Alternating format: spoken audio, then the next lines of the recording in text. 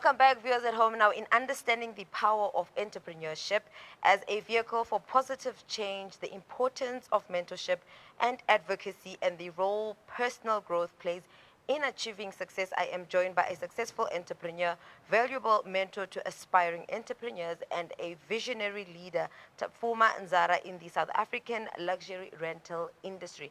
Good evening, and thank you so much for joining us. Thank you very much for having me on the show. Now, for someone who has successfully navigated, the challenges of starting a business in South Africa, can you take us through in terms of what advice, and I think I'm going to tap into your mentor side of things before we get into the business side of things. What advice would you give to someone who is sitting before you and they are just struggling in navigating the world of entrepreneurship in South Africa? Well, I would say one of the most important things that that I've experienced in my journey is consistency.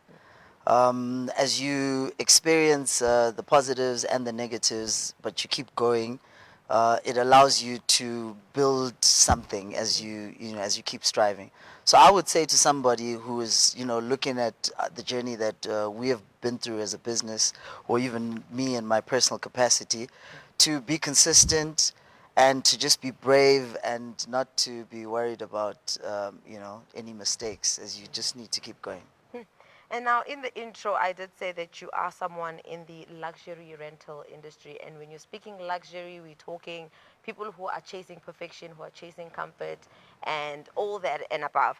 Can you share with us, in terms of when you're looking into that space, how important is it for you to, continue to empower people, especially those from underprivileged backgrounds, in existing in such a space? Well, it's a privilege to do the work that we do, and we always know that blessings come by blessings are given as you give out blessings. So we're always looking out for people who need opportunities and making it, doing whatever we can to meet their capacity, so that we give opportunities to people who could have never been our clients. And sometimes we do a lot pro bono work here and there, to give back to people who could never even afford part of the invoice.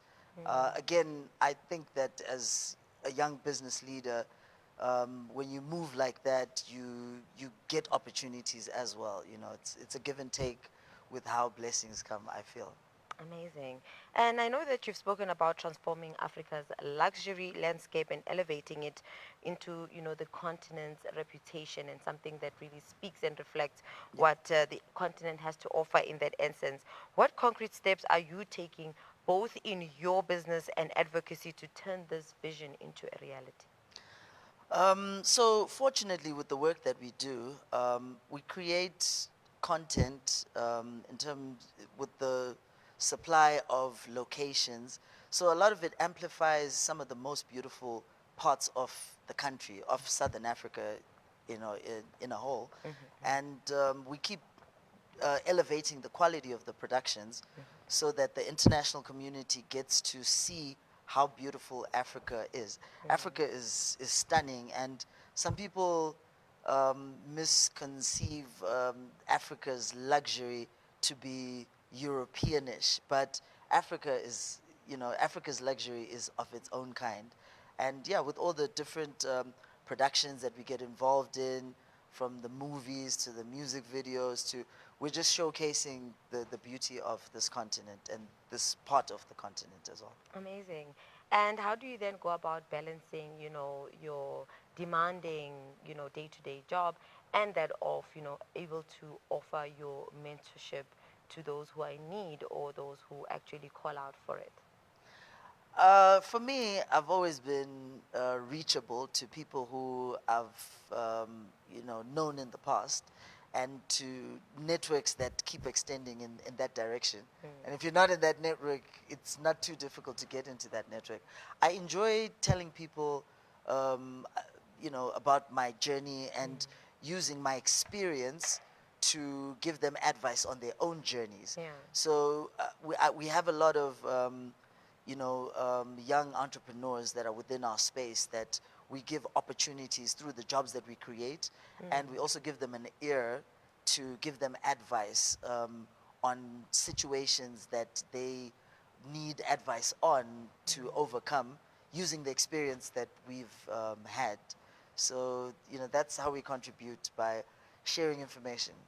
And from your lived experiences in terms of the work that you do, can you share a bit on how and that you believe that by sharing this will really assist someone in that sense to say what helped you build, the confidence in terms of, because I think being in the business of rental and luxury, you're always interacting with people, and I think this requires a level of confidence because you can't get there and start stuttering and not knowing what to say or not knowing how to say what you want to say. So can you tell us a bit on how did you go about building confidence and developing a mindset that really helps you pursue or to continue pursuing your goals and advocating for that change? I think if I was to choose a phrase to try and describe that, is bounce back. Mm. Like every time you get a little bit of a hurdle, just know that you will bounce back. Uh, So all the mistakes, again, I say failure is part of the curriculum. Failure is not an enemy, yeah. and all the little failures are the ones that have given confidence now. So even in a dire situation, you're calm and you know that there will be light at the end of the tunnel. Mm. So that's what I would say to entrepreneurs. Don't crack when something doesn't go your way. Yeah. It's part of the learning, and the more you keep doing what you do, your successes triumph the failures, and then whenever you are faced with situations, you always remember to keep going, and you're always confident, and that's the root of the confidence, I guess. Do you have a personal or daily routine, if not a weekly routine, that helps you stay focused and productive? And what habits or practices do you think young entrepreneurs could adopt to achieve, similar successes? Well, for me, going to the gym is one of them. Mm. I feel like every time, going to the gym just keeps you active, keeps your mind fresh. Mm. I also take a few minutes every morning just of some silence, and it's almost meditation, to just think what are the most important things that you need to achieve today, Mm. and you start approaching them one by one. But yeah, I would say just some quiet moment to close out the clutter, Mm. and the exercise as well. For me is good. Spending time with family as well. Things that just take you away from that rigorous day when it comes to work, and those things, it's almost like putting your phone on the charger. Yeah. That's how I see it, and you're re-energized to keep going. Mm. And with some adversities that you probably have faced in your experiences being a business or person in the entrepreneur world and also as a mentor, what are some of those turning points and how did you go about, overcoming them? Again, it's just knowing that you have to keep going. Like it's a mindset that you get into, again, from being consistent. It wasn't like that at the start of Mm. my journey, but as you keep moving and the years keep passing, and I'm now an entrepreneur for 9 years, almost approaching a decade. I can tell you, in my first year, and to a little lesser extent in my second year, there's times where I even applied for another job and I got a job, and I went back for a week, and then this was already running, and then it pulled me back, and then I never turned back. And Mm. you know 9 years later, it's the journey that you're moving with, and the confidence that you've gotten from the consistency. They just make we're moving straight. We're not turning back. And with that being said, what has been the most rewarding aspect about, being an entrepreneur? Is it that the impact that you've had on your community, or it's more related to the business itself? I think it's a bit of a mix, because in terms of community, we, through our work, we employ a lot of people throughout the year, and the satisfaction of knowing that you're feeding some families, you're giving people, young creatives, an opportunity in spaces that they appreciate and they network and develop their own networks from. That is quite satisfying. as well as our clients, the reaction to making somebody's day even more special, it's such a brilliant feeling, you know. And from a business perspective, the fact that, you know, I'm telling you, we've been 9 years in business, and we keep moving and we keep growing and we keep improving, is also satisfying in itself. So it's a bit of a mix between the two. And just to close off our conversation tonight, what would you like viewers who were listening into our conversation to really take away from this conversation tonight?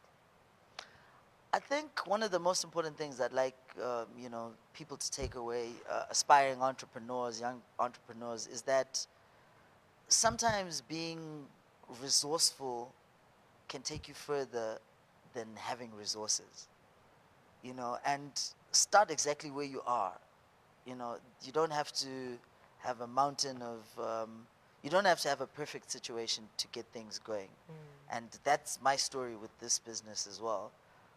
So that's the one thing I'd like people to take, that, you know, just start where you are, don't wait for a perfect situation, and see whatever you've started through. That's another thing.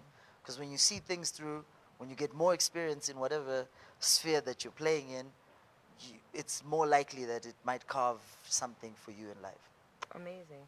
And for viewers at home who would like to keep in contact with you or probably reach out to some of the initiatives, if not programs, that you are part of that are offering your mentoring services, how can they reach you? You can get hold of us at MULA VIP Rentals, Mula VIP Rentals, .co.za. That's our website. All the social media as well. You will get through to my team, but that will filter to me as well. And we're always there to, you know, ready to listen to what can be done, or where we can share advice, or where we can collaborate on projects, etc. Amazing. Thank you so much, Mr. Nzara, for joining us tonight and really sharing in the impactful work that you are not only doing in terms of your business aspect of things, but also in terms of, you know, mentoring others who are trying to also build successes and, you know, empires of their own. But thank you so much for joining us tonight. Thank you for having me.